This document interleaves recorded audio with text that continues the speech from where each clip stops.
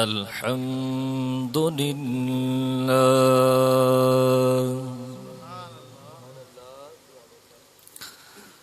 الحمد لله رب العالمين والصلاة والسلام على سيد الأنبياء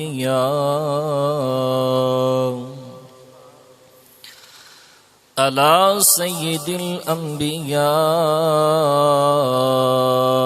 والمرسلين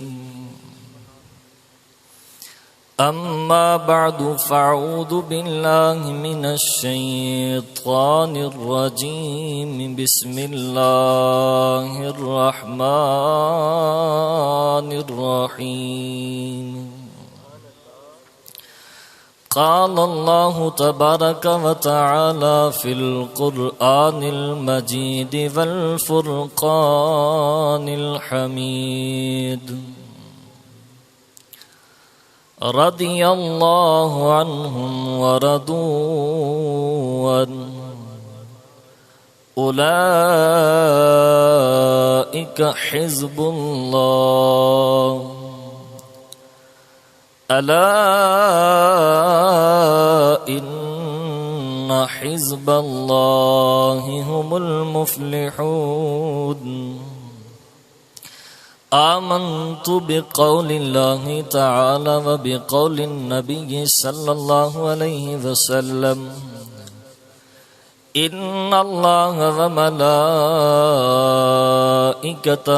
يصلون على النبي يا أيها الذين آمنوا صلوا عليه وسلموا تسليما درود پاک الصلاة والسلام عليك يا سيدي يا رسول الله الصلاة والسلام عليك يا سيدي يا حبيب الله الصلاة والسلام عليك يا سيدي يا نبي الله وعلى آلك وأصحابك يا رحمة للعالمين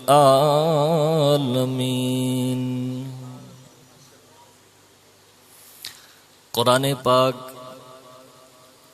پارہ 28 سورہ مجادلہ کی آیت نمبر 22 کا آخری جز آپ کے سامنے تلاوت کیا ہے۔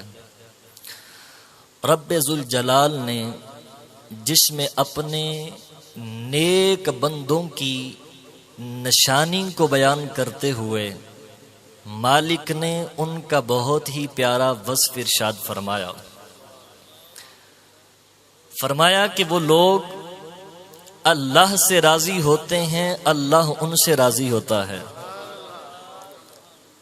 اور فرمایا یہ لوگ جو اللہ سے راضی اور اللہ ان سے راضی، فرمایا اولئک حزب اللہ، یہ لوگ اللہ کی جماعت ہیں، اور فرمایا الا خبردار ان حزب اللہ هم المفلحون، بے شک اللہ کی جماعت ہی کامیاب لوگوں کی جماعت ہے۔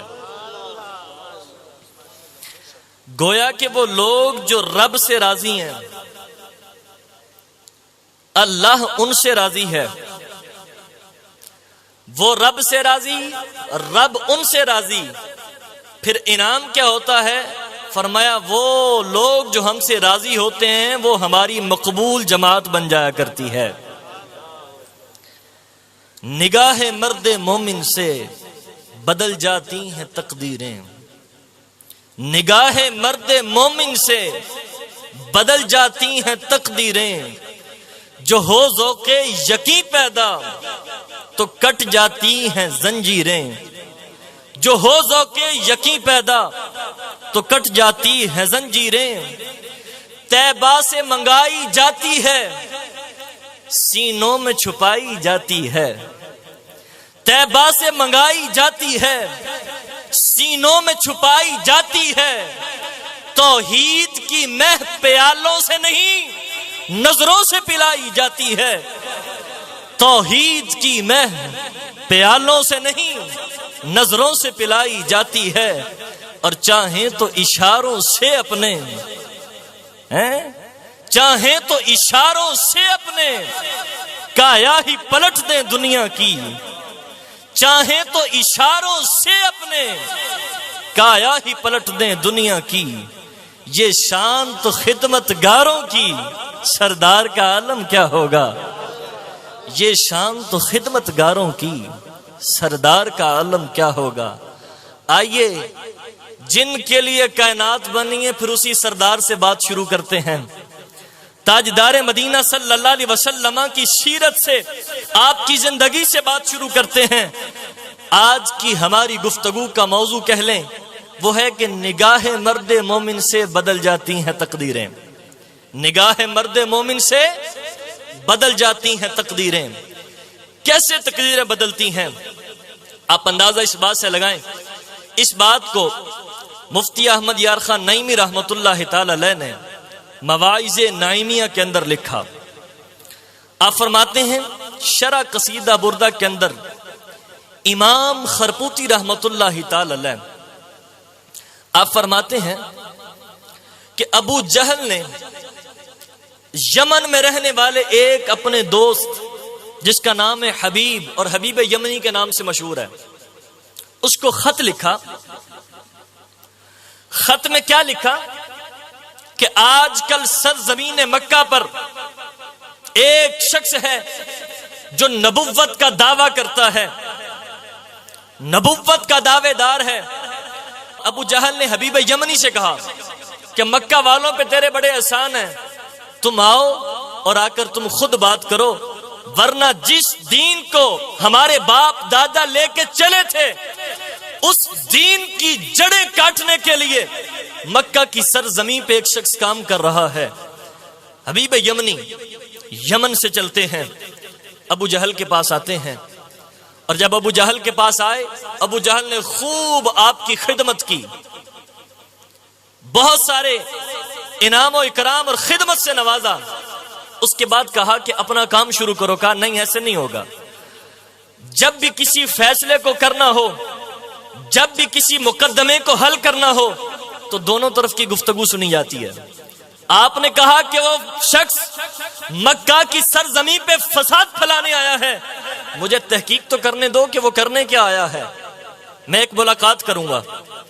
تاجدار مدینہ علیہ السلام تک بات پہنچی کہ حبیب یمنی آپ سے ملاقات کرنا چاہتا ہے۔ نبی کریم علیہ السلام نے اپنے سچے صادق مخلص دوست حضرت سیدنا صدیق اکبر رضی اللہ تعالیٰ عنہ کو ساتھ لیا اور آ گئے۔ جو ہی مصطفیٰ کریم علیہ السلام اس مجلس میں پہنچتے ہیں، راوی کہتے ہیں پوری مجلس پہ سناٹا چھا جاتا ہے۔ تاجدار مدینہ علیہ السلام کی وہ حدیث مجھے یاد آ گئی، نبی کریم علیہ السلام نے فرمایا نصرت بالرعب، فرمایا رب نے میرے اندر جو ہے اتنی پاور اور طاقت رکھی ہے کہ میں 1 مہینے کی مسافت پہ ہوں تو دشمن پھر بھی گھبرا جاتا ہے۔ نصرت بالرعب، فرمایا رب نے رعب کے ذریعے میری مدد کی ہے۔ حضور آج کفار کی مجلس میں آئے، بعد میں تو بڑی باتیں کرتے ہو، آج حضور کے سامنے سانس لو نا، تمہاری بولتی بند نہ ہوئی تو بات کرنا۔ مصطفیٰ کریم علیہ السلام مجلس میں آئے، سناٹا چھا جاتا ہے، کوئی گفتگو ہی نہیں کر رہا۔ مصطفیٰ کریم علیہ السلام خود ہی بولے، فرمایا حبیب یمنی بولو کس لیے بلایا ہے؟ کہا میں نے سنا ہے کہ تم نبوت کا دعویٰ کرتے ہو۔ مصطفیٰ کریم علیہ السلام نے فرمایا جی ہاں میں نبوت کا دعویٰ کرتا ہوں۔ کہا پھر نبوت کا دعویٰ کرتے ہو تو اس کے لیے تو معجزہ بھی ہونا چاہیے۔ نبی کریم علیہ السلام نے فرمایا بالکل معجزہ دکھائیں گے۔ کہا کون سا معجزہ دکھاؤ گے؟ قربان جائیں، اختیارات مصطفیٰ، رب کی عنایتیں، رب کی نظر خاص، رب کی رحمت خاص مصطفیٰ کریم علیہ السلام پہ کس قدر وسیع ہے۔ حضور نے یہ نہیں فرمایا کہ فلاں معجزہ دکھاؤں گا، فرمایا جو تم کہو گے وہی معجزہ دکھاؤں گا۔ بولو کیا دیکھنا چاہتے ہو؟ میری نبوت کی دلیل چاہتے ہو؟ بولو کس طرح کی دلیل تمہیں درکار ہے؟ حبیب یمنی نے کہا دیکھتے ہو کہ 14ویں کا چاند کیسے چمک رہا ہے، میں چاہتا ہوں اس کے 2 ٹکڑے ہو جائیں۔ قربان جائیں، مصطفیٰ کریم علیہ السلام نے یوں کر کے اشارہ کیا، چاند کے 2 ٹکڑے ہو گئے۔ ہائے ہائے ہائے، اعلیٰ حضرت سے سنیے۔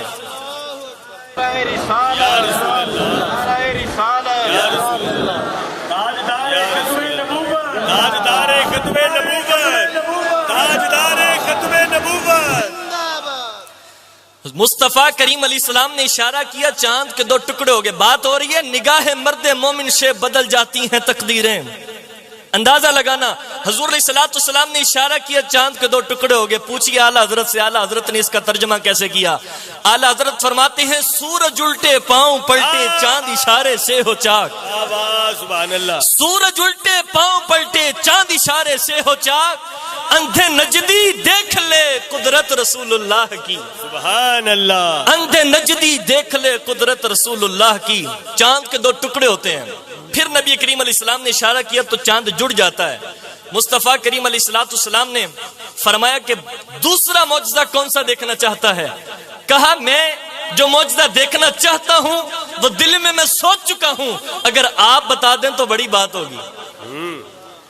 ایک تو خود ڈیمانڈ کا معجزہ کہ چاند کے 2 ٹکڑے کرو، مصطفیٰ کریم علیہ السلام نے وہ بھی کر کے دکھا دیے۔ اب تو حبیب یمنی بول بھی نہیں رہا۔ مصطفیٰ کریم علیہ السلام کے علم غیب کو نہ ماننے والوں کان کھول کے سنو یہ حدیث مبارکہ۔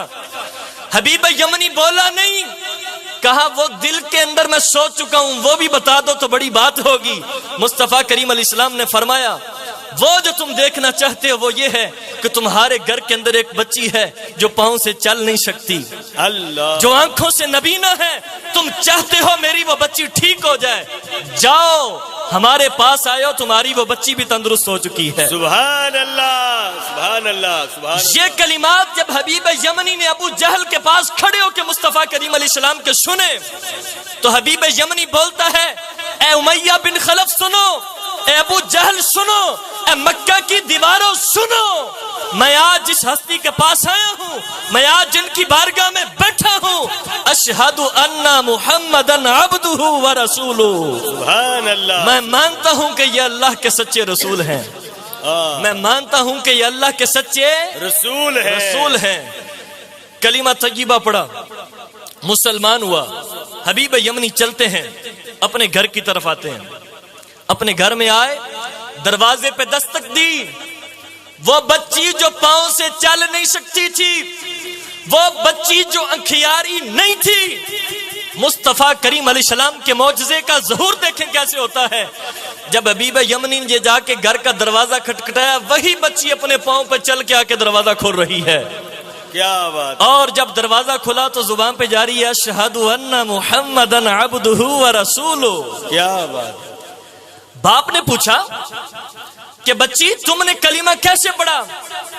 کہا کہ اے باپ، اے میرے والد محترم، جن کے پاس تم جا کے عالم بیداری میں کلمہ پڑھ کے آئے ہو، جب وہ تمہیں کلمہ پڑھا رہے تھے خواب میں مجھے بھی کلمہ پڑھا رہے تھے، سبحان اللہ، میں بھی ان کا دامن رحمت پکڑ کر مسلمان ہو چکی ہوں۔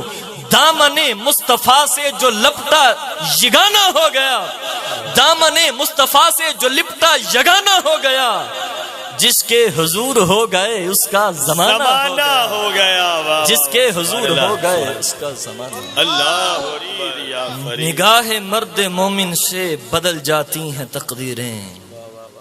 یار یہ تو مصطفیٰ کریم علیہ السلام کی بات تھی، کیا حضور کے غلاموں میں بھی کوئی ایسا نظر آتا ہے؟ حضور کے عشاق میں، اولیاء کرام میں کوئی ایسا نظر آتا ہے کہ جس کی نگاہوں سے تقدیریں بدلی ہوں؟ جی ہاں، آئیے اسی کو بیس بنا کے بعض لوگ اعتراض کرتے ہیں، جس کا حل صاحب تفسیر روح البیان علامہ اسماعیل حقی رحمت اللہ تعالی علیہ نے تفسیر روح البیان جلد نمبر 3 کے اندر اس بات کو لکھا۔ آپ فرماتے ہیں کہ ایک مرتبہ سلطان محمود غزنوی دخل علی الشیخ الربانی ابی الحسن خرقانی قدس سرہ الربانی، فرمایا ایک بار سلطان محمود شیخ ابو الحسن خرقانی کے پاس آئے، گفتگو بڑی کمال کی ہے۔ شیخ ابو الحسن خرقانی کے پاس آئے، جب ان کے پاس پہنچتے ہیں زیارت کی، وجلس ساعتن، کچھ دیر کے لیے بیٹھے، ثم قال یا شیخ ما تقول فی حق ابی یزید البستامی، پوچھا کہ اے شیخ ابو الحسن خرقانی با یزید بستامی کے بارے میں کیا خیال ہے؟ کیا بات ہے، کیسا بندہ ہے؟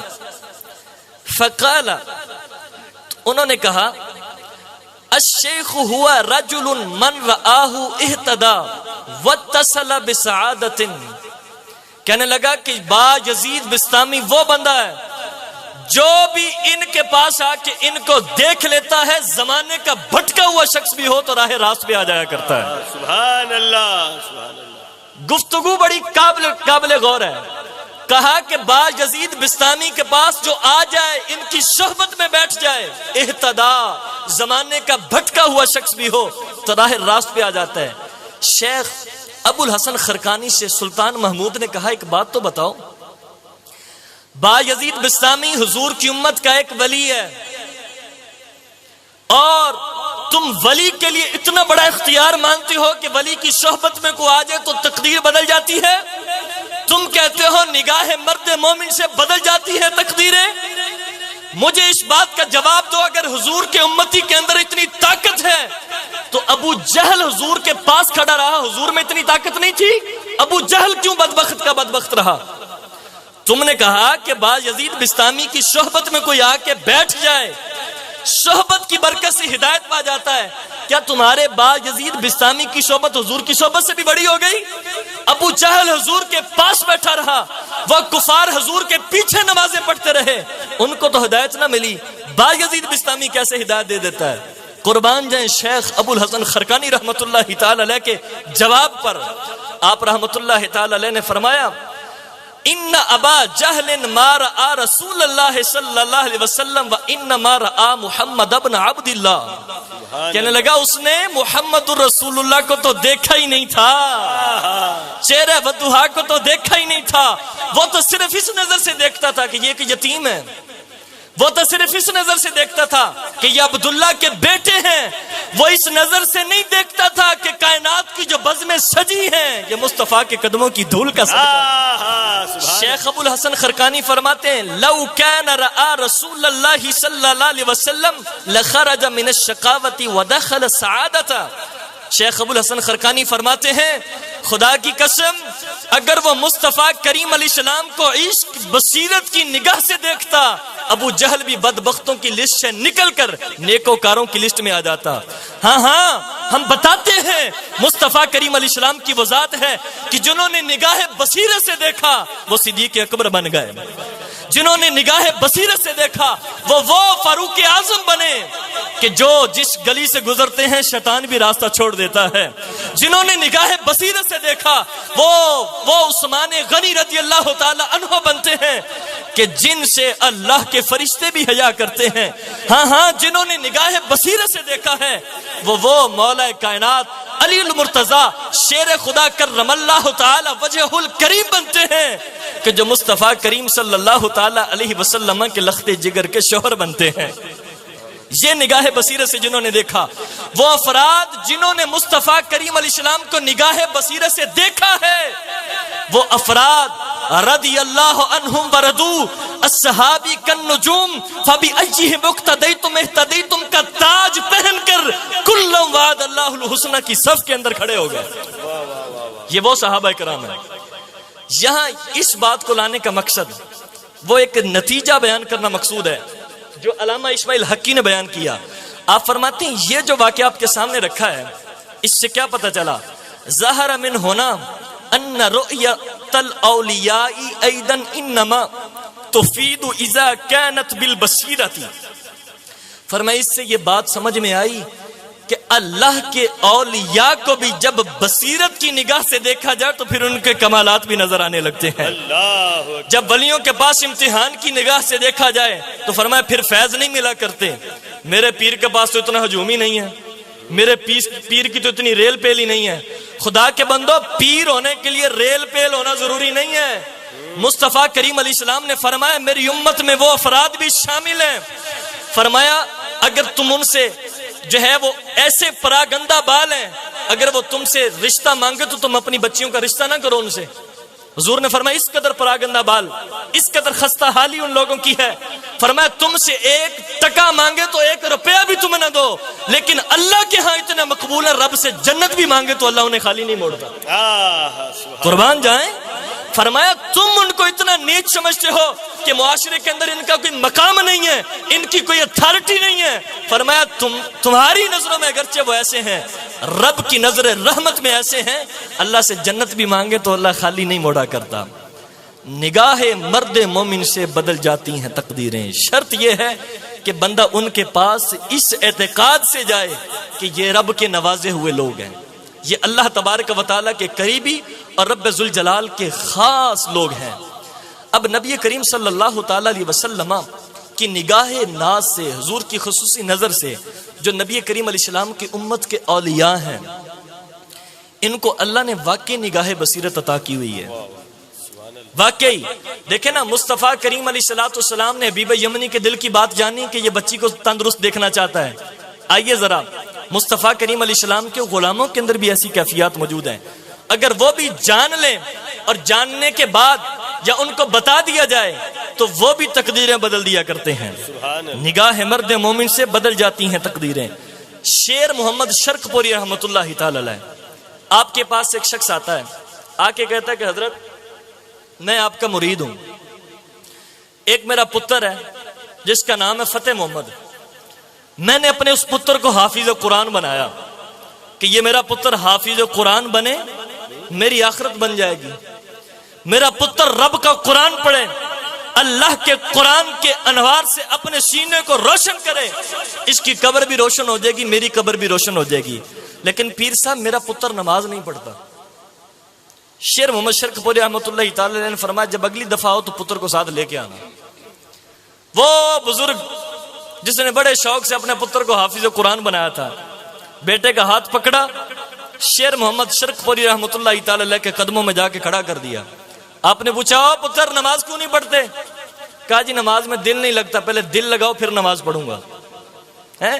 بھلے وہ اتنا پڑھا لکھا نہیں تھا، اتنا وہ بھی جانتا تھا کہ جو دل نماز میں نہیں لگتا، اللہ کے اولیاء اس دل کو نماز میں لگانا جانتے ہیں، اللہ کے اولیاء میری توجہ رب کی طرف مبذول کرانا جانتے ہیں۔ اتنا مضبوط اعتقاد تھا۔ کہا جی حضرت نماز میں دل لگا دیں، آپ کے مرید ہوں۔ شیر محمد شرق پوری رحمۃ اللہ تعالی ٹیک لگا کے بیٹھے تھے، آپ یوں اٹھ کے بیٹھ گئے اور اپنے ہاتھ سے اشارہ کیا دل کی طرف، فرمایا جا اٹھ جا، آج کے بعد تیرا نماز میں دل لگا کرے گا۔ وہ دیہاتی بندہ جو اپنے بیٹے حافظ قرآن فتح محمد کو لے کے شیر محمد شرق پوری رحمۃ اللہ تعالی کی بارگاہ میں آیا تھا کہ میرا بیٹا نمازی نہیں ہے، اس بزرگ کا کہنا ہے خدا کی قسم جب سے شیر محمد شرق پوری رحمۃ اللہ تعالی علیہ کی نگاہ پڑی ہے، میرا بیٹا ظہر کی نماز شروع کرتا ہے تو عصر کا وقت شروع ہو جاتا ہے، میرا بیٹا عشاء کی نماز پڑھنے کے لیے کھڑا ہوتا ہے تو فجر کی اذانیں شروع ہو جاتی ہیں۔ سبحان اللہ۔ نگاہ مرد مومن سے بدل جاتی ہیں تقدیریں۔ نمازی نہیں تھا۔ اچھا یہاں سے ایک بات اور بھی سمجھ میں آئی، کیسا سہانا دور تھا یار، کیسا لوگوں کا خوبصورت اعتقاد ہوتا تھا۔ پتر نماز نہیں پڑھ رہا تو پیر صاحب کے پاس لے گئے۔ آج کب جاتے ہیں پیر کے پاس ہم؟ جب بیٹے کا کاروبار بند ہو جائے، پیر جی تویز کر کے دیو، پتر کا کاروبار ہی نہیں چل رہا۔ خدا کے بندو صرف دنیا لینے کے لیے پیر کو رکھا ہے؟ دنیا لینے کے لیے تو بہت سارے لوگ اور بھی موجود ہیں، ان سے آخرت لو، ان سے قبر کے چراغ کا اہتمام کرواؤ کہ پیر صاحب آپ کو ہم نے اس لیے پکڑا، دنیا لینے کے لیے نہیں۔ دنیا تو لوگ بھیک مانگ کے بھی لے لیتے ہیں، دنیا تو لوگ بادشاہوں کے دروازوں پہ جا کے سوال کر کے بھی لے لیتے ہیں، محلہ میں اہل ثروت لوگوں سے بھی لے لیتے ہیں۔ پیر پکڑنے کا مقصد کیا تھا؟ ہم اس کا مطلب ہرگز یہ نہیں کہتے کہ کاروبار کے لیے پیر سے تویز نہیں لے سکتے، ہم کہتے ہیں صرف یہ کہ ہم اس کام کے لیے نہ جاؤ، جس طرح سے اس کام کے لیے جاتے ہو کہ بھی اس کام کے لیے بھی جاؤ کہ پیر صاحب مجھے کوئی نصیحت کریں جو میری قبر کو روشن کر دے، پیر صاحب مجھے بتائیے میں وہ کام کرنا چاہتا ہوں جس سے میری قبر روشن ہو، جس سے میرے لیے جنت کے اندر داخلہ آسان ہو جائے۔ تو خدارا آج کل صورتحال ایسی ہے کہ ہم پیر کے پاس جاتے ضرور ہیں لیکن اپنے دنیاوی مقاصد کے لیے، لہٰذا یہ بات قابل غور ہونی چاہیے کہ یہ لوگ جنت کے قریب کرنے والے ہوتے ہیں۔ لہٰذا ان سے ایسی چیزیں مانگنی چاہیے. سنیے اس کی ایک مثال. خلیفہ ہارون رشید کی زوجہ زبیدہ ایک بہت ہی نیک خاتون تھی. ایک دن آپ ایک راستے سے گزر رہی ہیں, کنیزوں کے ہمراہ جا رہی ہیں. دوران سفر ایک وادی میں انہوں نے دیکھا کہ سلطان العاشقین حضرت سیدنا بہلول دانا رحمت اللہ تعالی علیہ پتھر کے ٹکڑوں کو جمع کر کے کچھ بنا رہے ہیں. جب وہ پتھر کے ٹکڑوں کو جمع کر کے کچھ بنا رہے تھے تو خلیفہ ہارون رشید کی زوجہ زبیدہ نے پوچھا کہ اے بہلول کیا بنا رہے ہو؟ کہا جنت کے اندر محل بنا رہا ہوں. اس خاتون نے آپ رحمت اللہ تعالی علیہ سے گزارش کی کہ ایسا کریں کہ یہ جو محل آپ جنت میں تیار کر رہے ہیں اس کی قیمت کیا ہے؟ آپ نے جواب دیا 1 درہم. زبیدہ نے فوراً 1 درہم نکالا اور آپ کی بارگاہ میں پیش کر دیا. آپ نے فرمایا جاؤ تیرے نام کا ایک محل جنت میں تیار ہو چکا ہے. بہلول دانا نے لکڑی اٹھائی اور لکڑی اٹھا کے ایک دائرہ بنایا. کہا یہ دیکھو جس طرح یہ لائن لگ گئی ہے اسی طرح تیرے لیے جنت میں ایک گھر فکس ہو چکا ہے. وہ زبیدہ خاتون آتی ہے. جب رات گھر میں پہنچتی ہے تو رات خواب کے اندر خلیفہ ہارون رشید دیکھتا ہے کہ جنت میں ایک بہت ہی خوبصورت محل ہے.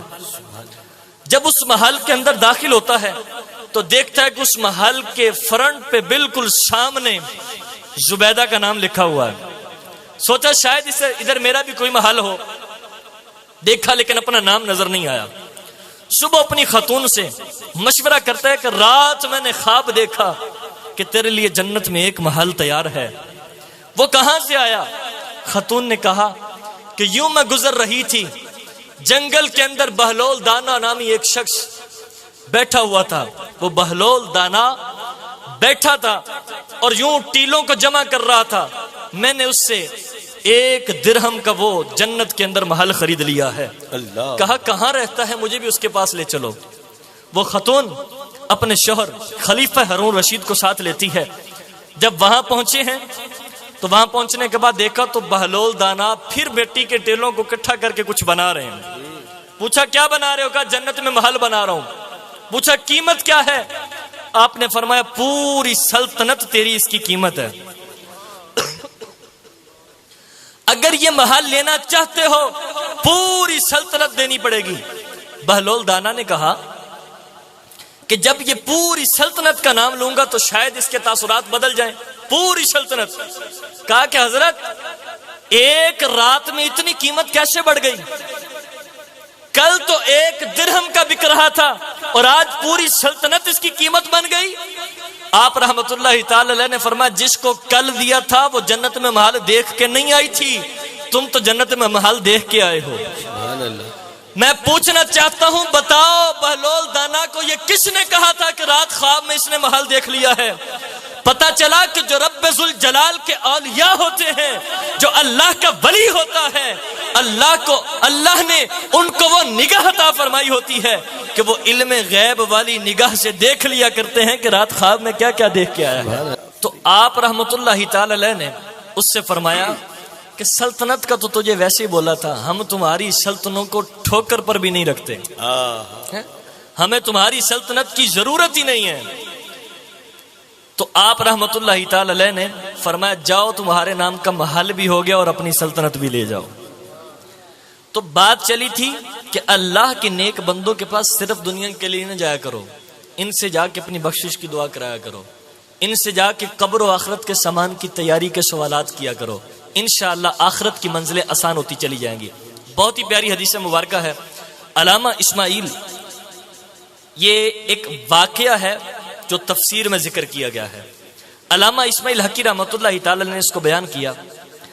آپ فرماتے ہیں کہ امام ابو الحسن شاذلی رحمۃ اللہ تعالی علیہ, آپ فرماتے ہیں میں ایک دفعہ مسجد اقصی میں گیا, وہاں جا کے بیٹھا تو اچانک میری آنکھ لگ جاتی ہے. میں کیا دیکھتا ہوں کہ مسجد اقصی کے باہر ایک تخت بچھایا گیا ہے, بہت سارا جم غفیر وہاں جمع ہے, میں نے پوچھا کہ یہ اجتماع کیسا ہے؟ مجھے بتایا گیا کہ یہ اجتماع اللہ کے انبیاء اور رسولوں کا ہے۔ اللہ میں نے اچانک نظر دوڑائی تو اس اجتماع کے درمیان میں جہاں انبیاء اور رسول کا جھرمٹ موجود ہے، درمیان کے اندر مصطفیٰ کریم علیہ الصلوۃ والسلام 14ویں کے چاند کی طرح چہرہ چمکا کر تشریف فرما ہے۔ آپ فرماتے ہیں میں تھوڑا سا اس اجتماع کے اور قریب گیا۔ فرمایا کیوں؟ کہ مجھے تشویش ہو رہی تھی کہ کیسا عظیم اجتماع ہے کہ جس کے گرد جناب ابراہیم علیہ السلام بھی موجود ہیں، جس کے گرد جناب موسیٰ علیہ السلام بھی موجود ہیں، حضرت سیدنا نوح علیہ السلام جیسی ہستیاں بھی موجود ہیں، حضرت سیدنا عیسیٰ علیہ السلام جیسے افراد بھی موجود ہیں۔ فرمایا میں توجہ کے ساتھ ان کی گفتگو سننے لگا۔ گفتگو سنی تو گفتگو کیا ہو رہی تھی؟ موسیٰ علیہ السلام حضور سے مخاطب تھے۔ موسیٰ علیہ السلام حضور علیہ السلام سے سوال کر رہے تھے، اے تاجدار انبیاء، آپ کا ایک فرمان ہم تک پہنچا ہے کہ آپ نے فرمایا ہے کہ میری امت کے علماء بنی اسرائیل کے انبیاء کی طرح ہوں گے۔ کوئی ایسا آپ کی امت کا عالم ہے تو ہمیں بھی دکھائیے۔ موسیٰ علیہ السلام سوال کر رہے ہیں کہ آپ کی امت میں کوئی ایسا عالم، کوئی ولی، کوئی نیک شخص ہے تو ہمیں بھی دکھائیے۔ تو علامہ ابو الحسن شاذلی رحمۃ اللہ تعالی علیہ آپ فرماتے ہیں مصطفیٰ کریم صلی اللہ علیہ وسلم نے امام غزالی رضی اللہ تعالیٰ عنہ کی طرف اشارہ کر دیا کہ اگر دیکھنا چاہتے ہو کہ میری امت کے علماء بنی اسرائیل کے انبیاء کی طرح، یہاں ایک وہم کا ازالہ کرتے چلوں، مطلب یہ نہیں کہ جتنی شان ان انبیاء کی اتنی ان کی ہے۔ ہمارا نظریہ ہے کہ نبی سے اوپر تو دور کی بات، کو نبی کے برابر بھی غیر نبی کو سمجھے تو دار اسلام سے خارج ہو جائے گا۔ اس کا مطلب یہ ہے کہ جو کام دین کا انبیاء کرتے رہے، حضور کی امت کے علماء اب قیامت تک وہی کام کرتے رہیں گے۔ فرمایا کہ مصطفیٰ کریم علیہ السلام نے امام غزالی کی طرف اشارہ کر دیا۔ امام غزالی رضی اللہ تعالی عنہ نے جب حضرت سیدنا موسیٰ علیہ السلام نے حضرت سیدنا امام غزالی رضی اللہ تعالیٰ عنہ کو دیکھا تو موسیٰ علیہ السلام نے ان سے سوال کیا۔ جب موسیٰ علیہ السلام نے امام غزالی سے سوال کیا تو امام غزالی نے اس سوال کے 10 جواب دیے۔ موسیٰ علیہ السلام نے پوچھا کہ میں نے تم سے ایک سوال کیا ہے، امام غزالی 10 جواب کیوں دیے؟ قربان جائیں، امام غزالی رب کو قرآن پڑھنے والے تھے۔ آپ نے فرمایا کہ موسیٰ علیہ السلام اللہ کے کلیم، رب نے بھی تم سے ایک ہی سوال کیا تھا، ما تلک بیمینک یا موسیٰ، اے موسیٰ آپ کے ہاتھ میں کیا ہے؟ تو آپ نے صرف یہ کہہ دیتے ہی عصایا، یہ میری لاٹھی ہے۔ آپ نے اتنی ساری گفتگو اور بھی کی کہ میں اتوکا علیہا، میں اس کے اوپر ٹیک لگاتا ہوں، وَأَحُشُّ بِهَا عَلَىٰ غَنَمِي، میں اس کے ساتھ پتے جھاڑ کے اپنے جانوروں کو کھلاتا ہوں۔ فرمایا رب نے بھی ایک سوال کیا تھا، آپ نے اتنے سارے جواب کیوں دیے تھے؟ موسیٰ علیہ السلام نے فرمایا چونکہ کلام رب سے ہو رہا تھا، میں نے سوچا چند باتیں اور ہو جائیں۔ سنا تیرا کلام بڑی دیر ہو گئی، گفتگو رب سے ہو رہی تھی، اللہ سے ہم کلام تھا، تو میں نے شرف سمجھا کہ رب سے گفتگو ہو رہی ہے لہذا گفتگو طویل ہو جائے۔ کہا اگر آپ کے لیے شرف ہے تو امام غزالی کے لیے بھی شرف ہے کہ آج کلیم اللہ سے مخاطب ہے، اللہ کے ایک نبی سے کلام کر رہا ہے۔ اسی وجہ سے آپ فرماتے ہیں کہ میں نے بھی آپ سے اتنے سوال کیے۔ امام ابو الحسن شاذلی فرماتے ہیں یہ منظر دیکھ کر کہ نبی کریم صلی اللہ تعالی علیہ وسلم جلوہ فرما ہیں، دیگر انبیاء اور رسول جلوہ فرما ہیں، فرمایا اتنی بڑی عظمت اور جلالت محمدی کا مظاہرہ ہے، میں بھی سوچ ہی رہا تھا کہ مصطفیٰ کریم علیہ السلام کی کتنی بڑی شان ہے۔ فرمایا اتنے کے اندر مسجد اقصیٰ کا جو منتظم تھا وہ آیا اور اس نے قندیلیں روشن کی اور اس نے میرے پاؤں کو ٹھوکر لگائی اور ٹھوکر لگا کے کہا کہ تم مصطفیٰ کریم صلی اللہ علیہ وسلم کے غلاموں پر تعجب کرتے ہو، یہ سب غلام تو مصطفیٰ کریم علیہ السلام کے نور کا صدقہ ہے کہ اللہ تعالیٰ نے حضور کے نور کو تقسیم کر کے حضور کے غلاموں کو بھی یہ شان عطا فرمائی۔ سبحان اللہ، سبحان اللہ، سبحان اللہ۔ اندازہ لگائیں کہ نبی کریم صلی اللہ تعالی علیہ وسلم کے غلام یہ بندے کی دنیا بھی سنوارنا جانتے ہیں، یہ بندے کی آخرت بھی سنوارنا جانتے ہیں۔ سنیے حدیث مبارکہ سنن نسائی حدیث نمبر 5013۔ نبی پاک صاحب الولاق صلی اللہ علیہ وسلم کے صحابی حضرت سیدنا ابو سعید خدری رضی اللہ عنہ اس کے راوی ہیں. آپ فرماتے ہیں نبی کریم صلی اللہ علیہ وسلم نے فرمایا قیامت کے دن کچھ لوگ جب جنتی جنت میں چلے جائیں گے، کچھ لوگوں کے بارے میں جہنم میں جانے کا فیصلہ ہو جائے گا.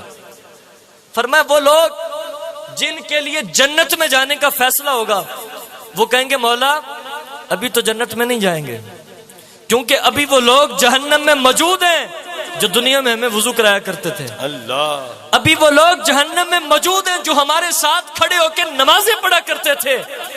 وَيَحُجُّونَ بِنَا، اور ہمارے ساتھ حج کیا کرتے تھے. وہ افراد بھی موجود ہیں. اس حدیث مبارکہ کو محدثین نے نقل کیا. فرمایا رب ذوالجلال ان سے فرمائے گا وہ لوگ جو آج اہل جنت کی صف میں کھڑے ہیں، رب ان سے فرمائے گا اخرجوا من عرفتم. یہ جملہ بڑا قابل غور ہے. اخرجوا من عرفتم، رب فرمائے گا وہ نظر دوڑاؤ جہنم کے اندر جن جن کو تم پہچانتے ہو تم ان کو نکال لو. اخرجوا من عرفتم، جس چیز کو پہچانتے ہو اس کو نکال لو. محدثین شارحین لکھتے ہیں فرمایا وہ اللہ کے نیک بندے جو وہاں اپنے غلاموں کو پہچانیں گے، فرمایا ان کو نکال لیں گے. اور یہاں ایک نکتہ بھی اٹھایا، فرمایا کہ پہچان ایک دو دفعہ کی ملاقات سے نہیں ہوتی. اس سے پتہ چلا کہ اللہ کے اولیاء کی بارگاہ میں کثرت سے جانا چاہیے. جب ان کی بارگاہ میں زیادہ جائیں گے تو وہ آپ کو وہاں بھی اس صف سے پہچان لیں گے. ہم آج اگر داتا علی اجویری کے مزار پہ جاتے ہیں، ہمارا ایمان یہ کہتا ہے کہ کل داتا علی اجویری کو جب حکم ہوگا اخرجوا من عرفتم، پہچان کے نکال لو جن کو تم نکالنا چاہتے ہو، داتا علی حجویری ہمیں پہچان کر ہمارا ہاتھ پکڑ کے جنت میں لے جائیں گے. آج جو خواجہ معین الدین چشتی اجمیری رحمت اللہ تعالی علیہ کے مزار پہ حاضری دیتا ہے، آج جو حضرت سیدنا پیر علاؤ الدین علی احمد صابر کے مزار پہ حاضری دیتا ہے، آج جو حضرت سیدنا بایزید بستانی کے مزار پہ حاضری دیتا ہے، آج جو نظام الدین اولیاء کے مزار پہ حاضری دیتا ہے، آج جو بہاؤالدین زکریا ملتانی کے مزار پہ حاضری دیتا ہے، آج جو ان مقرب اولیاء کے مزارات پہ حاضریاں دیتے ہیں، یہ کیسے ہو سکتا ہے کہ آج ہم ان کی بارگاہ میں کثرت سے جاتے ہیں اور قیامت کے دن یہ ہمیں بھول جائے؟ ایسا نہیں ہوگا. جب رب کی طرف سے ان کو حکم ہوگا اخرجوا من عرفتم، جس کو نکالنا چاہتے ہو نکال لو، تو یہ اولیاء، یہ اللہ کے نیک بندے بھی ہمارا ہاتھ تھام کے ہمیں جنت میں لے جائیں گے. لیکن شرط کیا ہے؟ من عرفتم، جس کو پہچانتے ہو. اور پہچان کے لیے آپ کو بتائے ایک دو باری کے لیے سال کے اندر ایک آدھا چکر نہیں، کثرت سے آنا جانا ہونا چاہیے. ان سے روابط، ان سے تعلقات مضبوط ہونے چاہیے، کثرت سے آنا چاہیے. صرف اپنے ذاتی مقاصد کے لیے نہیں آنا چاہیے. ہاں آج جس آستانہ عالیہ پہ آپ بیٹھے ہیں، آپ کو پتہ ہے کہ اس آستانہ عالیہ کی بالخصوص نسبت ہے حضرت پیر علاؤ الدین علی احمد صابر رحمت اللہ تعالی علیہ سے. آخر کے اندر آپ کی سیرت کا ایک پہلو اور ایک اصلاحی پہلو عرض کرتا چلوں. آپ پیر علاؤ الدین علی احمد صابر رحمت اللہ تعالی علیہ، آپ کی سیرت کا مطالعہ کریں تو آپ کی سیرت میں لکھا ہے کہ آپ رحمت اللہ تعالی علیہ 7 سال کی عمر میں پابندی کے ساتھ نماز تہجد ادا کیا کرتے تھے. کتنے سال عمر ہے؟ سارے بولیں گے کتنے سال عمر ہے؟ 7 سال. نماز کون سی ہے؟ تہجد کی. تہجد کی نماز ہم پہ فرض ہے؟ بولیں ذرا کیا ہے؟ نفل نماز ہے. قربان جائیں، آج عرس ایسے نہیں منائے جا رہے، آج تذکرے ایسے نہیں ہو رہے. صدیاں بیت جاتی ہیں لیکن ان کے نام نہیں مٹتے، کیونکہ انہوں نے کام وہ کیے ہیں جو ان کے نام کو مٹنے نہیں دیتے. کام ایسا ہو کہ جو نام کو مٹنے نہ دے. پھر ایسا ہوتا ہے کہ صدیاں بیت جاتی ہیں، غلام پھر بھی ان کے نام کی محفلیں سے جا کے بیٹھے ہیں. آپ کی 7 سال کی عمر ہے لیکن آپ نماز تہجد بھی نہیں چھوڑ رہے. اور آج میں ان کا ماننے والا ہوں، میں ان اولیاء کا چاہنے والا ہوں، میں فرض نماز ہی نہیں پڑھتا. کتنی بڑی بدبختی کی بات ہے. تو خدا را ان اولیاء کا فیضان، ان کا قرب، ان کا فیض، ان کی سیرت پر عمل کرنے سے ہم تک آئے گا. تو لہٰذا اگر یہ تہجد نہیں چھوڑ رہے، 7 سال کی عمر میں شریعت بھی اس پہ نماز فرض نہیں کرتی. نابالغ ہوتا ہے بچہ، تو بالغ ہو پھر نماز فرض ہوگی، پھر تہجد کی باتیں بعد میں ہیں. لیکن 7 سال کی عمر ہے. پیر علاؤ الدین علی احمد صابر رحمت اللہ تعالی علیہ نے اپنی سیرت سے اس بات کا ثبوت دیا ہے کہ جو اللہ کا مقرب ہوتا ہے، عمر 7 سال کی بھی ہو، رب کی بارگاہ میں سجدہ کرنے والا ہوتا ہے، اللہ کی بارگاہ میں سجدہ ٹیکنے والا ہوتا ہے. اس قدر قرب الہی کو پانے والے یہ لوگ. لیکن آج ہم ان کے مرید ہیں، آج ہم ان کے چاہنے والے ہیں، ان سے عقیدت رکھنے والے ہیں، ان سے محبت کا دعویٰ کرنے والے ہیں. ہمیں بھی ضرورت ہے کہ ہم کم از کم فرض نماز پابندی کے ساتھ ادا کریں. اور آخر کے اندر ایک حدیث سناتا جاؤں آپ کو کہ جو نماز کے اندر کوتاہی کرتا ہے. پیر علاؤ الدین علی احمد صابر نے نماز کا درس دیا کہ نہیں دیا؟ دیا. آپ اولیاء کی سیرت کا مطالعہ کریں تو فقط فضائل و کرامتیں ہی نہیں ہیں، آپ نے اپنے دروازے پہ آنے والوں کی اصلاح کی ہے. اگر وہ داڑھی منڈا ہے تو اس کو سمجھایا ہے کہ داڑھی مصطفیٰ کریم علیہ السلام کی سنت ہے. حضور علیہ الصلوۃ والسلام کی اتنی پیاری سنت ہے کہ لمحہ بھر کے لیے بھی حضور کے ودھا چہرے سے جدا نہیں ہوئی. کیا بات ہے. اور بقیہ ساری باتیں چھوڑیں، ہم یہ کہتے ہیں داڑھی کے لیے سب سے بڑی دلیل یہی کافی ہے کہ اگر یہ داڑھی مبارکہ اتنی ہلکی چیز ہوتی تو کم از کم رب اپنے محبوب کو عطا نہ فرماتا. رب ذوالجلال نے اپنے محبوب کو یہ داڑھی عطا فرما کے یہ بات ثابت کر دی کہ اگر کائنات کے سب سے حسین چہرے پہ داڑھی ہے تو آپ کا حسن اس وقت تک کامل نہیں ہو سکتا جب تک سب سے سونے چہرے کی نکالی نہ کرو. آج ہر بندہ چاہتا ہے جناب میں سونا لگوں، میں خوبصورت لگوں. سونا لگنا چاہتے ہو تو دیکھو جس کو رب نے سونا بنایا وہ کیسے تھے. کائنات میں بتاؤ حضور سے سونا کو آیا ہے؟ جناب سیدنا علی المرتضیٰ نے دیکھا تو آپ نے فرمایا لم ارا قبلہ ولا بعدہ مثلہ. حضرت سیدنا ابو ہریرہ نے دیکھا، آپ نے فرمایا لم ارا قبلہ ولا بعدہ مثلہ. خدا کی قسم ہے نہ حضور سے پہلے کو حضور جیسا دیکھا، نہ حضور کے بعد کو حضور جیسا دیکھا. اتنی خوبصورت شخصیت، اتنی خوبصورت شخصیت کہ جس کے بارے میں جناب جبرائیل امین علیہ السلام جنہوں نے سب سے پہلے جو انبیاء آئے ان کو بھی دیکھا ہے. آپ بھی فرماتے ہیں قلبت الارض مشارقہا و مغاربہا. یا رسول اللہ میں نے مشرق کو بھی چھانا، میں نے مغرب کو بھی چھانا. ولم اجد مثلک او کما قال، فرمایا لیکن میں نے آپ کی مثل کوئی نہیں پایا. سبحان اللہ. یہی بولے سدرا والے چمنے جہاں کے تھالے، میں نے سب ہی چھان ڈالے تیرے پائے کا نہ پایا. تجھے یک نے یک بنایا. اور حضرت سیدنا جبریل امین علیہ السلام نے بھی اس بات کی گواہی دی. کائنات میں سب سے خوبصورت چہرہ حضور کا تو اس پر بھی داڑھی تھی. الحمدللہ. تو اب ان آستانوں پہ آ کے دیگر فضائل و کرامات کے ساتھ اپنا یہ بھی ذہن بنائیں کہ میں نے اپنی ذات کے اندر تبدیلی لانی ہے. انشاءاللہ. میں نے نمازی بننا ہے. میں اگر سود کا کاروبار کرتا ہوں تو میں نے چھوڑنا ہے. آپ بزرگان دین کے آراس عرس جو ہوتے ہیں ان کی سیرت پر جو سالانہ عرس منعقد ہوتے ہیں ان کا مطالعہ تو کریں. ان پر باقاعدہ اس بات کا لیکچر ہوتا تھا، اصلاحی پہلو. کسی ایک ٹاپک پہ اصلاح کی جاتی تھی آنے والوں کی. سود کا کاروبار نہیں کرنا، رشوت حرام ہے، سود پہ پیسہ کسی کو نہیں دینا. اور بھائی کچھ آئے بندہ صرف فضائل اور کرامت سن کے نہ جائے، یہ سیکھ کے جائے کہ میرا پیر خانہ ہے، میں اپنے پیر خانے سے سن کے آیا ہوں کہ سود کے اندر رب نے برکت نہیں رکھی، لہذا میں نے سود کا کاروبار نہیں کرنا. میں اپنے پیر خانے پہ گیا تھا، میں وہاں سے یہ تربیت حاصل کر کے آیا ہوں کہ پڑوسی کے حقوق نہیں دبانے. جو ایک پیسہ کسی کا دبائے گا قیامت کے دن 700 نمازیں جو مقبول شدہ ہیں وہ دینی پڑیں گی. میں نے اپنے پڑوسی کے حقوق نہیں دبانے. میں پیر خانے پہ گیا تھا، میں وہاں سے سن کے آیا ہوں کہ جو ایک نماز قضا کرتا ہے اس کا نام جہنم کے اس دروازے پہ لکھ دیا جاتا ہے جس سے وہ جہنم میں داخل ہوگا. میں پیر خانے سے ہو کے آیا ہوں، آج کے بعد نمازوں کی چھٹی نہیں. دکان سے چھٹی ہو تو ہو، کاروبار سے چھٹی ہو تو ہو، نماز کی چھٹی نہیں.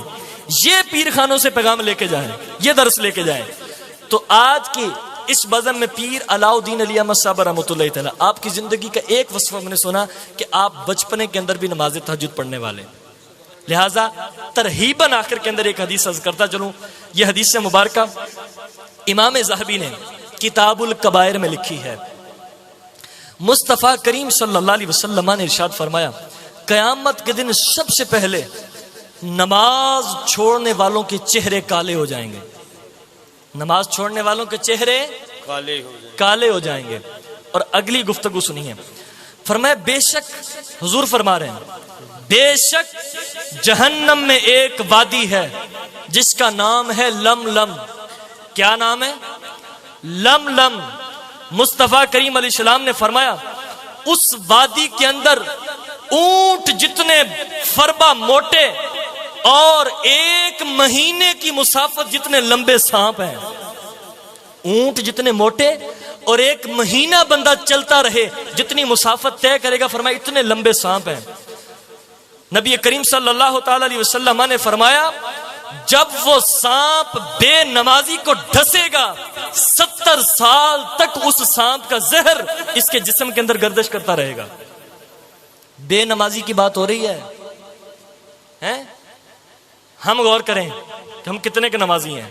اور یہ مصطفیٰ کریم علیہ السلام کی حدیث کافروں کے لیے، مسلمانوں کے لیے، حضور کے غلاموں کے لیے کہ کلمہ پڑا ہے دامن اسلام سے وابستہ ہوئے ہو تو دامن اسلام سے وابستہ ہو کر تم اس اسلام کے حسن کو پہچانو، اس اسلام کے اہم ترین ستون اور رکن کو پہچانو کہ سب سے پہلے اول ما یحاسب یوم القیامت الصلاۃ. فرما قیامت کے دن بھی سب سے پہلے نماز کے بارے میں سوال ہوگا.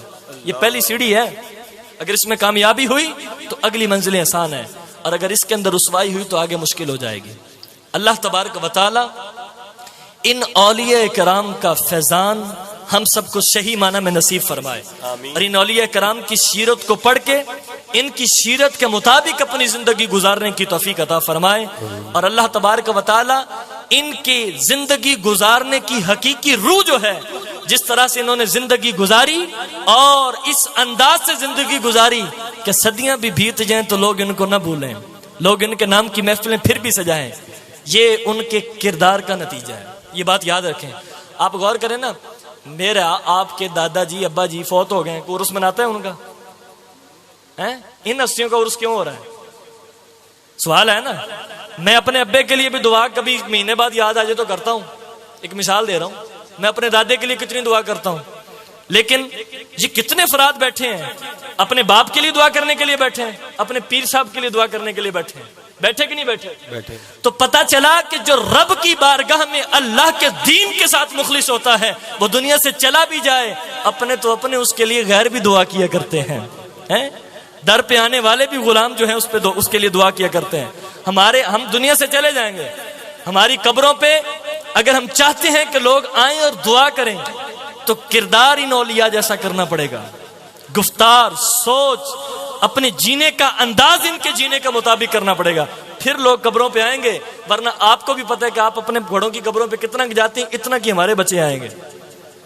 لہذا شریعت مصطفیٰ کی پاسداری اولین نمبر پہ جب بھی کوئی کام کرنا بتائیں جی علامہ صاحب، مفتی صاحب بتائیں شریعت اس کے بارے میں کیا کہتی ہے. شریعت اجازت دے تو کروں گا ورنہ نہیں کروں گا. شریعت کے مطابق زندگی گزاریں گے انشاءاللہ اللہ دنیا میں بھی کامیابیاں دے گا، آخرت کے اندر بھی منزلیں آسان ہوں گی. مالک کی بارگاہ میں دعا ہے جو سنا سمجھا عمل کرنے کی توفیق عطا فرمائے، نماز پنجگانہ باجماعت مسجد میں ادا کرنے کی توفیق عطا فرمائے. آمین بجاہ النبی.